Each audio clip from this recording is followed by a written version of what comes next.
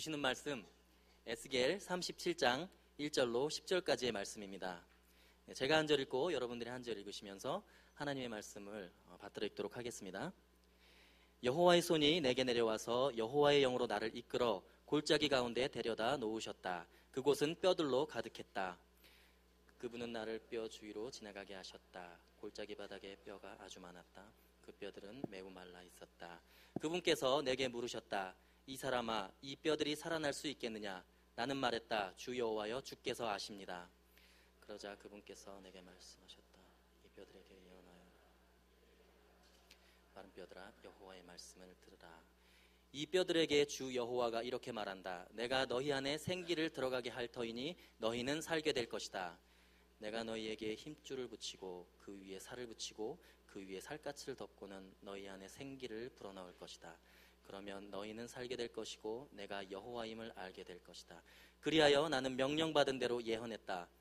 그런데 내가 예언을 하자 덜그럭거리는 소리가 나더니 뼈와 뼈가 맞붙어서 뼈들이 함께 모였다. 내가 보니 힘줄과 살이 뼈들 위에 올라왔고 살갗이 그것들을 덮었다. 그러나 그것들 안에는 생기는 없었다. 그러자 그분께서 내게 말씀하셨다. 이 사람아, 생기에게 예언하여라. 너는 생기에게 예언해 말하여라. 주 여호와가 이렇게 말한다. 생기야, 사방에서 나와서 이 살해당한 사람들에게 붙어서 그들이 살아나게 하여라. 그분께서 내게 명령하신 대로 내가 예언했더니 생기가 그들 안에 들어갔다. 그러자 그들이 살아나서 두 발로 일어서서는 엄청나게 큰 군대가 됐다. 아멘. 김용민 목사님 나오셔서 말씀 전해주시겠습니다. 말씀 나누기 전에 우리 기도하고 말씀 보도록 하겠습니다.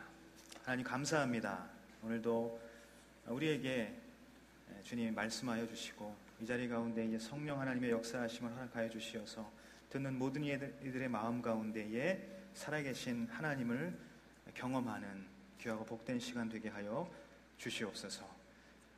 모든 세상의 그런 생각과 또 우리를 가로막고 있는 모든 두려움과 모든 근심 걱정이 이 시간 십자가 아래 온전히 묻혀지게 하시고 하나님의 영광이 우리 가운데 나타나서 하나님께 우리의 모든 것을 드리며 나아갈 수 있는 귀한 말씀의 은혜가 있는 시간 되게 하여 주옵소서. 예수 그리스도 이름으로 기도드립니다. 네. 여러분, 미국 서부에 있는 데스밸리라는 곳이 있습니다. 혹시 이곳에 가보신 분 계신가요? 미국 가보신 분 많이 안 계신가요? 누군가 이제 저에게 그런 이야기를 하더라고요. 제가 미국에 한 번도 안 가봤다고 얘기하니까 미국 가보신 것 같은데요? 미국 가보신 그런 얼굴인데요? 이렇게 얘기를 하더라고요. 미국 가본 얼굴은 따로 있나요? 저는 미국 가본 얼굴처럼 생겼나요? 할렐루야. 네, 반응을 좀 해주시면 감사하겠습니다. 미국 가본 얼굴이 뭔지는 모르겠지만 어쨌든 미국 가본 사람 같이 생겼대요. 그래서 굉장히 저는 아직 미국을 가본 적이 없습니다. 이 데스밸리라는 곳이 있는데 우리 그림이 아마 띄워질 거예요. 지구상의 가장 더운 지역입니다. 섭씨 58도까지 기록되었다고 해요. 또한 지구상에서 가장 낮은 곳이기도 해요. 사실 이 황망한 이 광야, 이 벌판은 해수면 아래에 원래 있었다고 하죠. 그래서 지금도 아마 그 해면 밑으로 80m까지 이렇게 고도가 지면이 낮다고 합니다. 이곳이 어떻게 발견됐냐면 19세기 이제 유럽 이주민들이 막 왔어요. 그 이주민들이 와서 금광을 발견하기 위해서 막 다녔죠. 금광러시 때문에 막 이곳저곳 다녔는데 이제 여기를 딱 간 거예요. 근데 사람들이 다 길을 잃고 빠져나오지 못하게 됐던 것이죠. 너무나도 황망하고 너무나도 덥고 그런 곳에서 길을 잃어서 많은 사람들이 죽었다고 합니다. 그래서 바로 그 이야기 때문에 붙여진 데스밸리라고 이름 붙여진 것이죠. 가장 메말라 있고 가장 황폐한 곳, 그리고 가장 낮은 이곳이 바로 데스밸리예요. 오늘 본문에 우리가 살펴볼 이 마른 뼈가 가득한 골짜기, 우리가 아까 영상을 보셨죠? 그 영상의 이미지와 여러분 이제 사진을 내려주셔도 되고요. 네, 계속 사진이 나갔군요. 잘생긴 제 얼굴이 안 나가고. 네. 하하하 웃으시는 분들 축복합니다. 주님의 이름으로 사랑하고 축복합니다. 이 사진의 이미지를 한번 보시면 어때요? 그 영상의 그것과 굉장히 비슷한 것을 우리가 알 수 있어요. 그런데 놀라운 것은 지구상에 유일한 그런 희귀한 생물들이 바로 이 척박한 환경에서 산다고 합니다. 여러분 어때요? 이 이미지나 영상 속에 봤던 그러한 곳, 정말 아무것도 어떠한 생명체도 살 것 같지 못한, 살 수 없을 것만 같은 그러한 곳인데 바로 그곳에 생명체들이 활발하게 살아가고 있다는 거예요. 그곳에는 희귀한 아주 이제 여기서만 볼 수 있는 20여 종의 희귀 또 생명체들이 있고 또 900여 종의 식물이 살고 있어요. 그리고 600여 종의 그러한 이 야생 동물이 서식을 하고 있다고 합니다. 여러분 어떻습니까? 어떤 생명도 살아갈 수 없을 것 같은 바로 그곳에서도 하나님께서는 생명의 호흡을 이어가신다는 사실이에요. 하나님은 죽음의 골짜기에서도 생명의 소망을 꽃피우신다는 사실이죠. 그러면 여러분 우리가 이것을 기억해야 돼요. 내가 지금 죽음의 골짜기와 같은, 내가 봤던 이 데스밸리와 같은 곳, 혹은 아까 영상에서 봤던 그러한 황망한 죽음의 골짜기와 같은 그러한 곳을 내가 거닐지라도, 내가 그곳에 거할지라도 그곳에 여전히 하나님의 생명력이 있음을 믿어야 한다는 것입니다.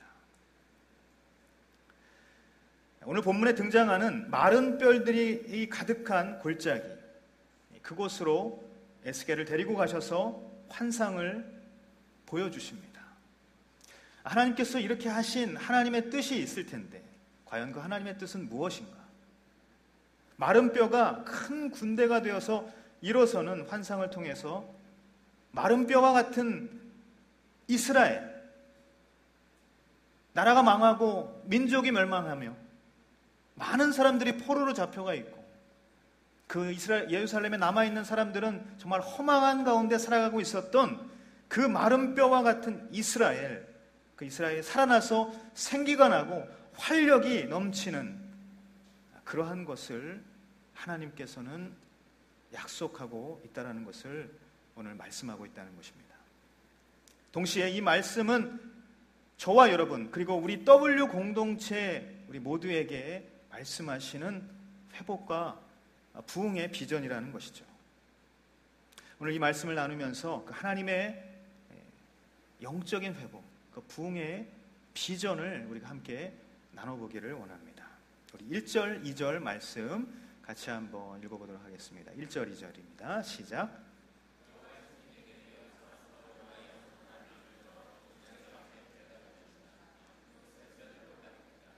그분은 나를 뼈 주위로 지나가게 하셨다. 골짜기 바닥에. 아멘. 첫 번째 우리에게 주시는 하나님 메시지입니다. 절망 속에서도 살아날 것입니다. 다 같이 한번 따라합시다. 절망 속에서도 살아날 것입니다. 에스겔은 2차 포로 소환, 2차 포로 때 잡혀갔던 거예요. 2차 포로 유수 때 잡혀간 그러한 지도자였어요. 1차는 605년, BC 605년에 다니엘과 많은 사람들이 이제 바벨론으로 끌려가게 됐죠. 그리고 바로 2차 때는 언제였냐면 BC 597년. 그때 이 에스겔을 포함한 많은 또 기술자들 그리고 제사장들 또 이 이스라엘의 지도자들이 많이 잡혀가게 됐어요. 바로 그때 에스겔이 갔습니다. 그때 나이 25살이었어요. 25살에 그 바벨론 땅으로 잡혀가서 그는 그곳에서 자신의 젊은 날을 보내게 되었던 것입니다. 그리고 나서 5년이 흐르고 그의 나이 30세에 하나님께서 그에게 임하셨어요. 그리고 선지자로 세우시고 하나님 말씀을 대언하라고 하나님께서 부르셨던 것이죠. 그리고 나서 에스겔은 이제 늙음악한 나이, 50세가 넘는 나이 동안 한 22년 동안 바로 바벨론 땅에서 이스라엘 민족을 향한 하나님의 말씀을 대언했던 그러한 선지자입니다. 에스겔은 전도 유망한 그러한 지도자로 여겨졌던 인물이에요. 앞날이 창창한 사람이었다는 것입니다. 많은 사람들이 이 에스겔이 앞으로 이 이스라엘을 이끌고 갈 영적인 지도자가 될 것이다 라는 그러한 생각을 했어요. 그도 그럴 것이 그가 어떠한 직분을 가지고 있었어요? 그는 제사장이었어요. 그의 아버지 부시, 부시, 미국의 대통령 부시가 아니라 그의 아버지 이름이 부시예요. 에스겔서 1장에 보면 나오죠. 이 부시의 아들, 이 부시가 바로 제사장이었는데 바로 그 아들 에스겔도 제사장이었습니다. 그 젊은 영적인 지도자를 꿈꿨던 그 에스겔이 어떻게 되었어요? 나라와 민족이 멸망하는 꼴을 보았던 것입니다. 그리고 바벨론 땅에 포로로 잡혀가서 허망한 세월을 보냈던 것입니다. 너무나도 견디기 힘든 그러한 나날이었을 거예요. 모든 소망이 끊어졌던 그러한 상황이었을 것입니다.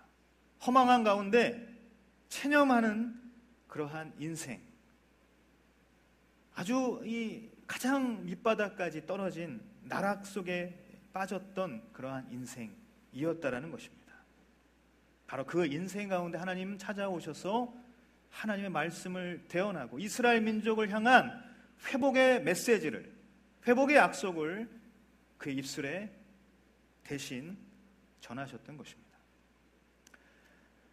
그런데 하나님이 나타나긴 하셨는데 하나님이 어떠한 모습으로 나타나셨냐? 자, 오늘 보면 어떻습니까?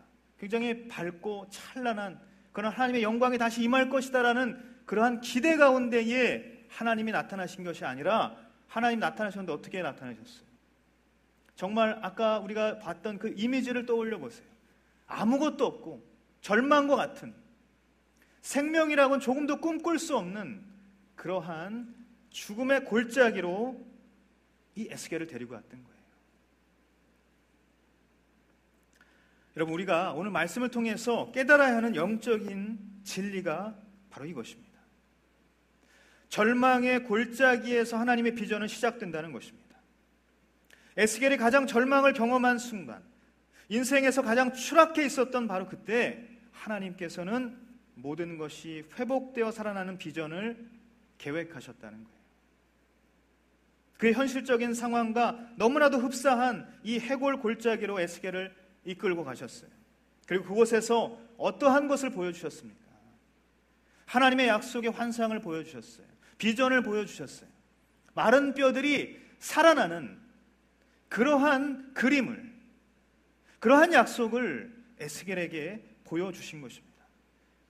하나님께서 비전을 꿈꾸게 하시는 장소는 인생의 황금기를 누리고 있는 그런 안락한 곳이 아니라 인생의 가장 밑바닥까지 내려가 있는 절벽 아래 그 골짜기라는 사실을 우리는 깨달아야 한다는 것입니다. 그러므로 우리는 인생의 가장 밑바닥에 추락해 있다 해도 그곳에서 하나님의 비전을 바라봐야 한다는 것입니다. 우리가 요한복음을 보면 우리가 잘 아는 것처럼 요한복음 4장에 사마리아 여인이 나타납니다. 이 사마리아 여인은 어떻습니까? 이 사마리아 여인은 인생의 밑바닥에 빠져 있었던 사람이에요. 그렇죠? 그는 몇 차례 결혼을 하면서 그 결혼에 실패하면서 버림받은 인생, 외로운 인생, 사람들과 마주하기 싫은 인생, 그 누구하고도 이야기할 수 없는 아주 깊은 상처를, 깊은 아픔을 가지고 살아갈 수밖에 없는 그러한 인생이었어요. 그 인생에 주님은 어떻게 말씀하셨어요? 주님 이 절망 가운데 있는 그 여인 앞에 나타나셔서 예배의 소망을 말씀하셨어요. 아무 살아갈 이유를 발견할 수 없는 그 여인이 주님을 만나는 순간 그 인생이 변화되고 절망 가운데서 소망을 품게 되고 체념 가운데 다시 한번 일어서서 하나님을 예배할 수 있는 그러한 소망을 품게 되었다는 것입니다. 가장 깊은 나락에서 가장 극적인 소생을 주님은 허락하셨던 것이에요. 주님을 만나는 인생마다 이러한 생명의 사건을 경험하게 되는 것입니다. 여러분, 지금 나의 모습을 한번 생각해 보십시오. 나의 모습을 한번 떠올려 보십시오. 나의 상황을 한번 생각해 보자는 말이에요. 지금 메마르고 황폐한 골짜기를 걷고 있는 것 같은 그러한 인생이 있습니까? 지금 인생에서 가장 참혹한 고통 속에서 지나고 있는 그러한 사람이 이 가운데 있습니까? 나에게는 더 이상 어떠한 꿈도 비전도 없어졌다고 그렇게 절망 속에 갇혀서 살아가고 있는 그러한 인생이 있습니까? 내 삶의 가장 밑바닥까지 내려와 있다고 낭망하고 포기한 채 살아가는 그러한 인생이 있냐는 거예요. 그렇다면 바로 그곳에서 하나님의 회복의 약속이 시작된다는 사실을 믿으시기를 바랍니다. 지금 여러분이 처한 상황이 하나님께서 나를 이끌어 골짜기 가운데 데려다 놓은 그러한 상황일 수 있다는 사실이에요. 중요한 것은 무엇입니까? 믿음의 눈을 들어서 바로 그 상황 가운데 하나님의 계획을 바라보는 것이 중요하다는 것입니다. 여러분, 예수 믿는다고 우리가 다 꽃길만 걸어간다는 착각, 우리는 그러한 바람 가운데 살아가고 있어요. 하지만 어쩌면 사망의 음침한 골짜기를 다니고 두렵고 떨리고 자기 스스로의 힘으로 아무것도 할 수 없는 그 상황에 내몰릴 때 더 이상 나로부터의 소망이 없다는 것을 내가 깨닫게 될 때 비로소 하나님의 소망을 바라볼 수 있다는 사실을 우리는 기억해야 하는 것입니다. 우리의 바람과 하나님의 계획은 다를 수 있다는 거예요. 우리의 바람이 하나님의 뜻이 되는 것이 아니라 하나님의 뜻이 우리의 소망이 되기를 우리가 기도하고 순종하는 것이 바로 하나님의 사람인 줄 믿습니다. 오늘 말씀에 더 좀 계속해서 보면 우리가 조금 더 깊이 들어가 보면 이제 골짜기 바닥까지 내려갔어요. 2절에 보면 그분은 나를 뼈 주위로 지나가게 하셨다. 그 뼈들이 있는 골짜기까지 지금 갔는데 더 지금 가까이 내려간 거예요. 뼈 주위로 지나가게 하셨고 그 골짜기 바닥에 아주 뼈가 많았는데 어떻게 이야기합니까? 그 뼈들은 매우 말라 있었다라고 이야기합니다. 오랫동안 버려지고 방치되어 있는 상황이죠. 그래서 말라 비틀어진 것입니다. 여러분 어떻습니까? 저와 여러분의 인생에 있어서 오랫동안 방치되어 있는 그러한 익숙해진 절망감들이 있습니까? 이 마른 뼈와 같이 말라서 비틀어져 있는 그러한 상황, 그러한 절망감이 우리 가운데 있냐는 거예요. 캐캐 묵은 체념에 사로잡힌 그러한 인생이 있습니까? 오늘 하나님께서 저와 여러분에게 말씀하십니다. 그러한 모든 익숙한 우리의 절망감이 있어요. 나는 안 돼. 나는 소망이 없어.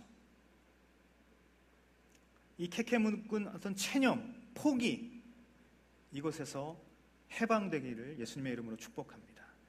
캐캐 묵은 그러한 체념 속에서 우리가 벗어나는 인생이 되기를 바랍니다. 해방되고 벗어나서 하나님을 바라보십시오. 절망 속에서 반드시 일으키시고 살리시는 그 하나님을 우리는 만나야 하는 것입니다. 지금까지 이 상황을 설명하다가 이제 하나님께서 입을 열어서 말씀하십니다. 우리 3절, 4절 말씀을 같이 한번 읽도록 하겠습니다. 시작.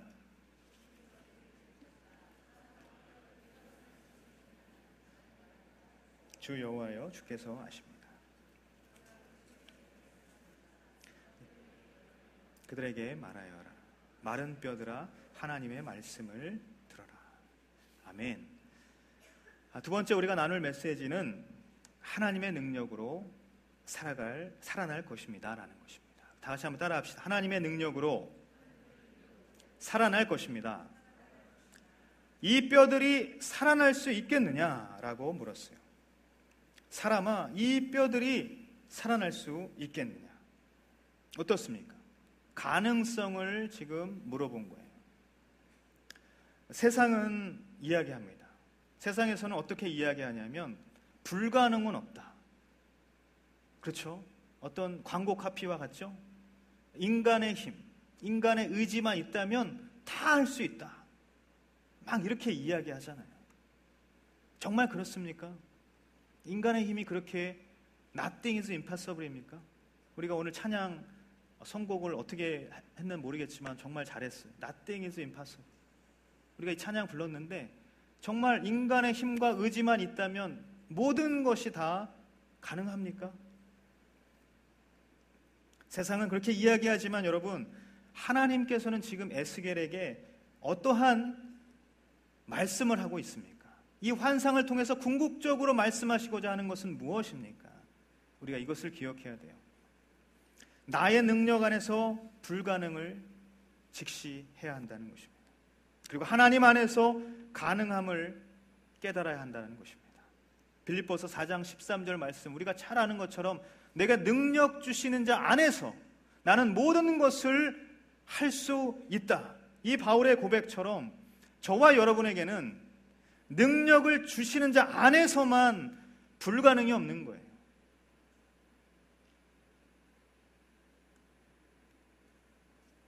그러므로 오늘 하나님의 이 질문은 어떠한 의미가 있습니까?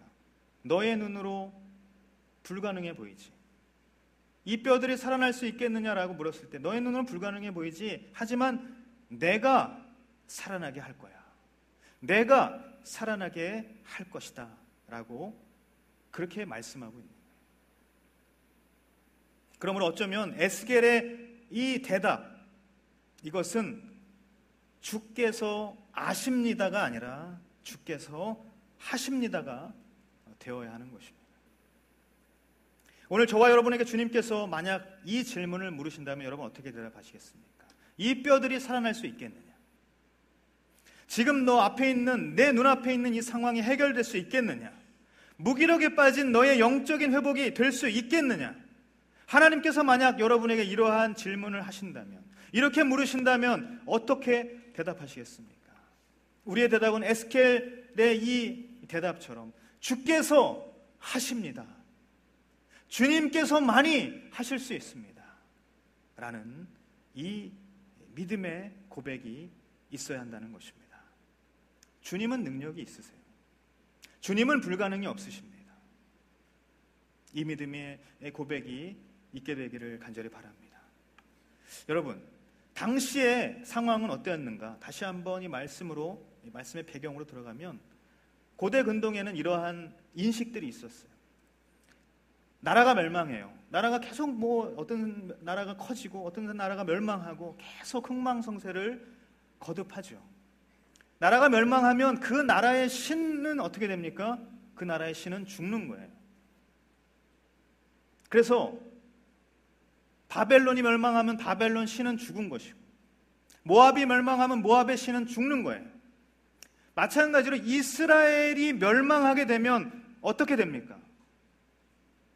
하나님이 죽게 되는 거예요. 여호와 하나님이 죽게 되는 것입니다. 고대 근동에는 그러한 인식이 있었어요. 포로로 잡혀가 있는 이스라엘 백성들에게 이러한 소식이 들렸어요. 예루살렘에 남아있는 그런 사람들이 있는데 그 사람들이 지금 예루살렘 성전에서 하나님을 예배하는 곳에서 이방 신들을 예배하고 있다. 이러한 소식이 바벨론에 있는 그 포로 이스라엘 백성들에게 들리게 되는 거예요. 그 얘기는 무엇입니까? 예루살렘에 남아있었던 그 사람들 가운데, 이스라엘 민족들 가운데에 우리나라가 이제 망했다. 우리나라는 멸망했다. 그러면 하나님도 죽었다. 여호와 하나님은 더 이상 능력이 없다. 라고 그렇게 인식하고 하나님을 떠나게 됐다는 거예요. 여러분, 이러한 생각을 한번 우리의 생각과 비추어 봅시다. 나의 삶에 하나님은 과연 어떠한 도움이 되시는가? 아무런 도움이 되지 않고 해결책을 주지 않고 변화를 주지 못한다고 하나님이 죽은 것인가? 세상은 점점 힘이 세지고 있는데, 믿지 않는 사람들은 점점 영향력이 커지고 있는데, 나는 점점 제자리에 있는 것과 같고, 크리스찬은 아무런 영향력이 없는 것 같고, 교회는 능력을 잃어가고 있고, 그래서 그리스도인들은 점점 없어지고, 마치 이 예루살렘에 남은 사람들이 여호와 하나님은 죽었구나, 그래서 다른 신들을 섬기는 그 모습과 같이 혹시 우리가 지금 그러고 있지는 않는가라는 거예요. 세상의 능력이 없어지는 크리스찬을 바라보면서, 교회의 능력이 없어지는 이 세대를 바라보면서, 하나님은 더 이상 능력이 없는 분이구나, 하나님은 죽었구나, 우리가 그렇게 생각할 수 있습니까? 나의 삶에 아무런 도움이 되지 않고, 나는 아무리 기도해도 변화되지 않고, 나의 환경과 나의 지금 형편은 아무런 변화가 없는데 하나님은 능력이 없으신 분이구나, 하나님은 죽었구나, 이렇게 생각할 수 있냐는 거예요. 결코 그럴 수 없습니다.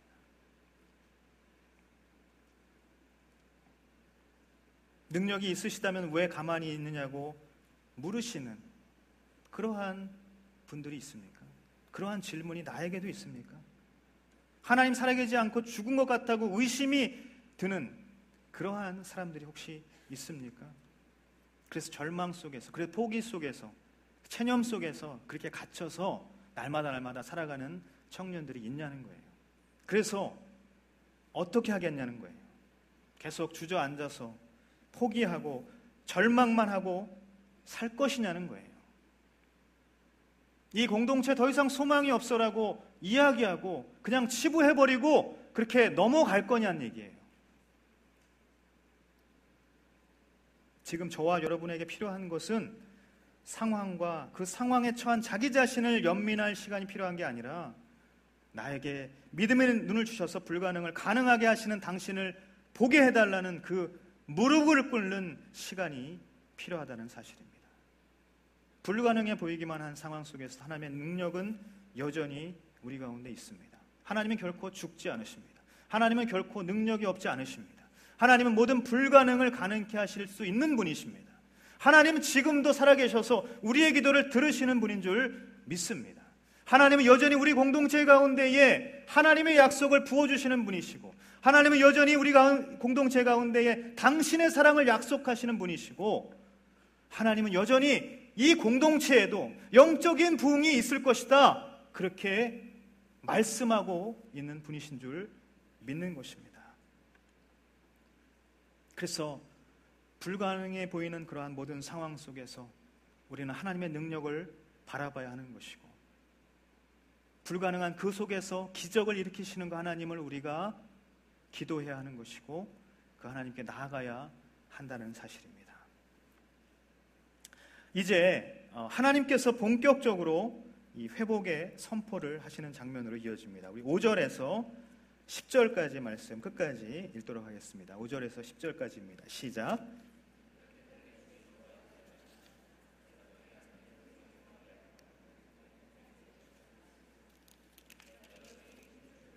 그 위에 살을 붙이고 그 위에 살갗을 덮고는 너희 안에 생기를 불어넣을 것이다. 그러면 너희는 살게 될 것이고 내가 여호와임을 알게 될 것이다. 그리하여 나는 명령받은 대로 예언했다. 그런데 내가 예언을 하자 덜그럭거리는 소리가 나더니 뼈와 뼈가 맞붙어서 뼈들이 함께 모였다. 내가 보니 힘줄과 살이 뼈들 위에 올라왔고 살갗이 그것을 덮었다. 그러나 그것들 안에 생기는 없었다. 그러자 그분께서 내게 말씀하셨다. 사람아, 생기에게 예언하여라. 너는 생기에게 예언해 말하여라. 주 여호와가 이렇게 말한다. 생기야, 사방에서 나와서 이 살해당한 사람들에게 불어서 그들이 살아나게 하여라. 그분께서 내게 명령하신 대로 내가 예언했더니 생기가 그들 안에 들어갔다. 그러자 그들이 살아나서 두 발로 일어서서는 엄청나게 큰 군대가 됐다. 아멘. 세 번째 우리가 나눌 메시지는 다 같이 한번 따라합시다. 생명의 호흡으로 살아날 것입니다. 너희는 살게 될 것이다 라고 그렇게 말씀하셨어요. 생기가 들어가게 할 터이니 너희는 살게 될 것이다. 개역개정으로 보면 살아나리라 라는 말씀입니다. 살아나리라. 생기가 들어가면 살아날 것이다. 이 생기는 원어로 무엇입니까? 우리가 잘 아는 용어이죠. 루아흐. 루아흐. 이것이 바로 생기입니다. 여호와의 영이에요. 여호와의 호흡이에요. 바람이라는 뜻이 있어요. 호흡이라는 뜻이 있어요. 생기라는 뜻이 있어요. 하나님께서 불어넣어 주시는 숨, 하나님의 영, 하나님의 호흡이 바로 루아흐입니다. 우리 이 말씀을 이 말씀이 어떻게 나왔느냐? 창세기 2장 7절 말씀입니다. 같이 한번 읽어보도록 할까요? 창세기 2장 7절입니다. 시작.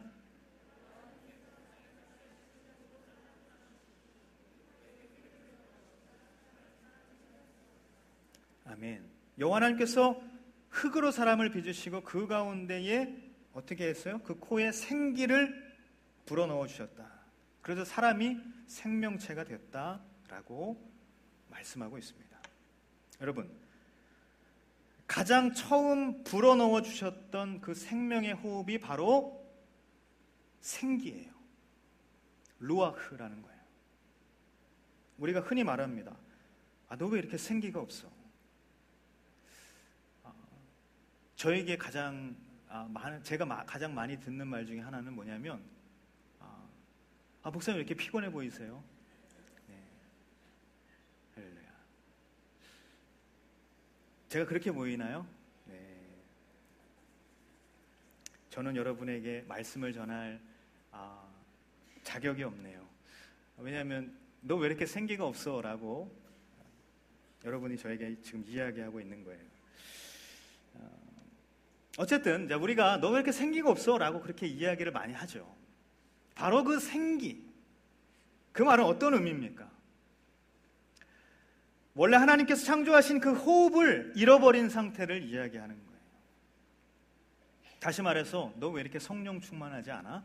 라고 이야기하는 거예요. 여러분, 생기는 바로 하나님의 영, 하나님의 호흡이고 그것은 바로 성령입니다. 우리가 우리 삶을 살아갈 때에 너무나도 많은 우리의 힘든 삶의 질곡 때문에 우리의 호흡이 거칠어집니다. 하나님께서 우리에게 맨 처음 불어넣어 주신 그 생기가 있어요. 그 루아흐가 있다는 거예요. 그런데 우리는 세상 속에 살면서 바로 그 첫 번째 호흡, 그것이 점점 거칠어지게 됐다는 것입니다.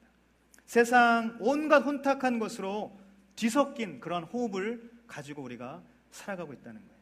오늘 말씀을 통해서 하나님께서 어떻게 이야기하십니까? 생기를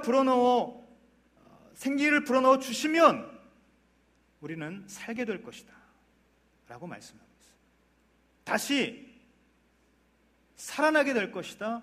다시 생기를 되찾게 될 것이다. 다시 우리는 하나님의 사람으로, 성령의 사람으로 거듭나게 될 것이다 라고 말씀하고 있다는 거예요. 원래의 호흡이 들어가면 살아난다는 것입니다. 그것이 바로 루아흐 성령인 것이에요. 요한복음 14장에 이렇게 이야기하고 있어요. 내가 아버지 안에 있는 것처럼, 너희가 내 안에 있는 것처럼, 내가 너희 안에 있는 것처럼 그날이 되면 너희는 바로 이 사실을 알게 될 것이다. 이것은 주님께서 하신 말씀이에요. 그날은 무엇입니까? 성령이 너희에게 임하는 그날이에요. 성령의 시대를 살아가고 있는 저와 여러분에게 하나님의 호흡은 이미 불어넣어 있다는 것입니다. 창세기 2장 7절에서 이야기했던 그 하나님의 첫 번째 호흡, 그것은 바로 우리에게 있다는 것이에요. 우리는 생기를 가진 사람들이에요. 그래서 여러분, 저에게 다시는 그렇게 묻지 말아 주십시오. 왜 이렇게 생기가 없으세요? 왜 이렇게 피곤해 보이세요? 아니에요. 저는 생기를 가진 사람입니다. 우리 좌우에 계신 분들 한번 이렇게 축복하겠습니다. 당신은 생기를 가진 사람입니다. 더럽혀진 호흡이 생명의 호흡으로 고쳐지면 저와 여러분의 삶은 진정으로 회복을 경험하게 된다는 것입니다. 거룩한 하나님의 영으로 숨쉬게 된다는 것입니다. 여러분, 뼈와 뼈가 맞붙고 힘줄이 붙고 살같이 덮여지고 뭔가 되는 것 같아요. 그런데 어떻게 오늘 말씀은 이야기하고 있습니까? 그러나 그것들 안에는 생기가 없었다라고 이야기하고 있어요. 마른 뼈에 힘줄이 생기고 살이 붙어서 겉으로 보기에 회복이 일어난다 해도 결국 마른 뼈를 살리는 기적은 무엇이 있어야 하는가? 생기가 있어야 한다는 거예요. 사방에서 나오는 그 생기가 그 몸속에 들어갈 때에 마른 뼈는 두 발로 일어서서 큰 군대가 되는 것입니다. 여러분, 우리가 치열한 삶의 현장을 살아가고 있어요. 겉으로 굉장히 괜찮은 척 그렇게 살아가고 있어요. 마치 생기가 들어가기 전에 일어섰던 그 마른 뼈와 같은 모습으로 우리가 살아가고 있지 않냐는 것입니다. 오늘 이 말씀을 통해서 진정한 생기가 저와 여러분의 삶 가운데에 들어가게 되기를 예수님의 이름으로 축복합니다. 성령의 바람이 사방에서 불어서 모든 예배하는 우리들에게 이 공동체에 불게 되기를 간절히 바랍니다. 그래서 우리가 거룩한 호흡을 되찾는 것입니다. 그래서 생기가 다시 되찾아지고 그 생기로 인하여서 우리가 다시 일어설 수 있게 되는 것입니다. 여러분, 알바트로스라는 그러한 새가 있어요. 그 새는 날개의 길이만 3m가 넘는다고 합니다. 몸이 너무나도 커서 걷지도 못한다고 해요. 자기 스스로 날지도 못해요. 근데 새예요. 이 알바트로스가 한 번 근데 날기 시작하면 어떻게 되는가? 6일 동안 한 번도 날개짓을 하지 않고 그렇게 날아간다고 합니다. 비결은 뭐냐면 바람의 힘이에요. 강한 바람이 올 때 몸을 던져서 그 바람의 힘을 이용해서 날기 시작한다는 거예요. 어쩌면 세상 욕심과 자랑 때문에 몸뚱이가 커져버린 나의 모습을 갖고 있지는 않습니까? 자유롭게 날아가 보려고 하지만 너무나 비대해지고 뚱뚱해져 버린 그러한 나의 모습을 떠올려 볼 때에 여러분, 우리에게 지금 필요한 것은 무엇입니까? 이 알바트로스가 몸을 날려서 6일 동안 날 수 있듯이 우리에게 불어오는 강한 바람, 성령의 바람에 우리는 몸을 던져야 한다는 것입니다. 사람은 파도를 일으킬 수 없고 바람을 일으킬 수 없습니다. 하지만 사람은 파도를 탈 수 있고 사람은 바람을 이용할 수 있습니다. 성령은 바람과 같은 것입니다. 성령의 바람이 불 때 그 바람을 타고 날마다 날아오는 저와 여러분의 삶이 되기를 예수님의 이름으로 축복합니다. 우리의 호흡이 생명의 호흡이 되기를 바랍니다. 그것이 바로 성령 충만한 모습이라는 거예요. 우리가 날마다 성령 충만한 삶을 꿈꾸기를 바랍니다. 익숙한 절망이 있습니까? 포기가 있습니까? 체념이 있어요? 부정적인 생각이 있습니까? 부정적으로 판단하는 것들이 우리 속에 있습니까? 그것들이 나의 인생을 마른 뼈와 같이 메마르게 한다는 사실을 깨닫게 되시기를 바랍니다. 청년은 부정적인 생각을 할 새가 없어요. 내 힘든 삶의 형편과 상황 가운데에 자기 연민에 빠질 그러한 시간이 없어요.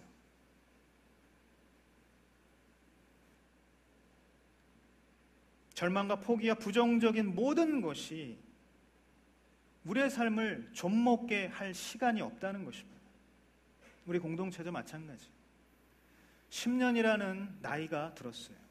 10살이라는 나이 동안 우리가 많은 익숙한 절망감에 빠져 있습니다. 여러분, 이 공동체를 한번 되돌아보십시오. 과거의 영광을 바라보면서 지금은 아무것도 안 된다라고 그렇게 생각하는 사람들이 있어요. 과거에 여기 꽉 찬 인원들이 여기서 막 뛸 듯이 기뻐하면서 예배한 그것만 생각하면서 지금 이 공동체가 왜 이렇게 됐지? 라고 그렇게 부정적인 생각, 절망적인 생각에 빠져 있는 우리의 모습이 있다는 거예요.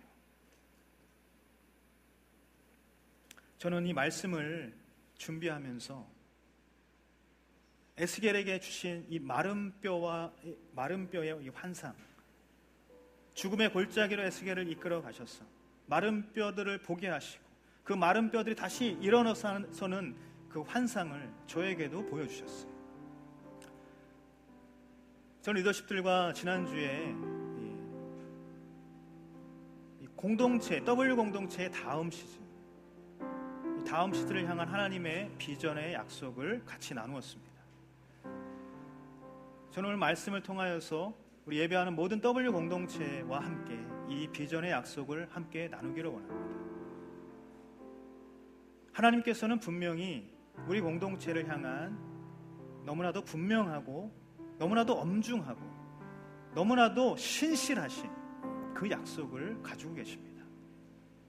마른 뼈와 같은 우리 각 사람이 다시 일어설 수 있는, 다시 일어서서 생기를 가진 큰 군대가 될 수 있는 그러한 환상을 저에게도 보여주셨습니다. 그러한 약속을 우리 공동체 가운데에 해주셨습니다.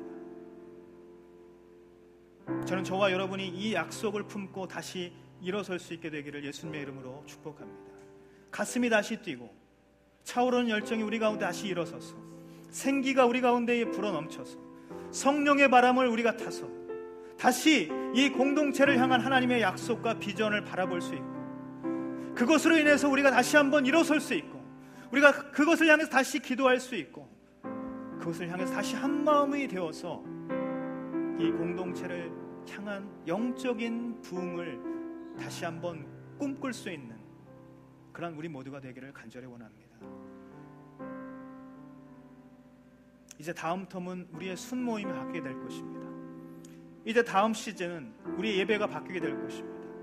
이제 다음 시즌은 우리의 모든 모임과 우리가 나아가는 모든 이 공동체의 방향이 바뀌게 될 것입니다. 하나님께서 부어주신 약속이 우리 가운데 있기 때문입니다. 그리고 그 영적인 회복과 부흥의 약속은 반드시 이루어질 것입니다. 저는 그것을 확신합니다. 이것을 확신하는 저와 여러분의 모든 기도가 우리 가운데 일어나기를 간절히 원합니다. 우리 순회 나눔이 말씀으로 다시 한번 풍성해지고 예배팀과 양육팀이 다 어우러져서 함께 순모임을 하게 될 것이고 그 가운데 정말 하나님의 살아계심을 우리는 매주 매 순간순간 함께 경험하고 나누게 될 것입니다. 이 변화는 10년 동안 이곳에 있었던 사람들, 5년 동안 이곳에 이 공동체에 함께 했던 사람들, 아니 1년 동안 이곳에 있었던 사람들마저도 그것이 가능하겠냐고 그렇게 묻곤 합니다. 부정적인 그러한 생각들이 여전히 우리 가운데 있어요. 하지만 그것을 뛰어넘는 하나님의 비전과 약속이 우리 가운데 있음을 우리가 바라봐야 할 것입니다. 그 어떤 부정적인 생각이 하나님의 뜻을 가리울 수 없는 것처럼 우리가 다시 하나님 비전만을 바라보며 하나님의 약속을 바라보며 일어서기를 원합니다. 한마음 한뜻이 되어서 기도하기를 원합니다. 이 W 공동체의 약속하신 영적인 부흥은 바로 저와 여러분 각 사람에게 임하시는 하나님의 약속인 줄 믿습니다.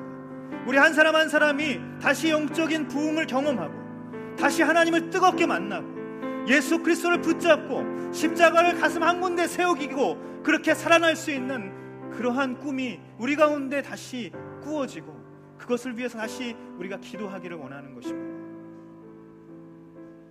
우리가 이 시간 다시 한번 같이 기도하기를 원하는데요. 시간 두 눈을 감고 가슴에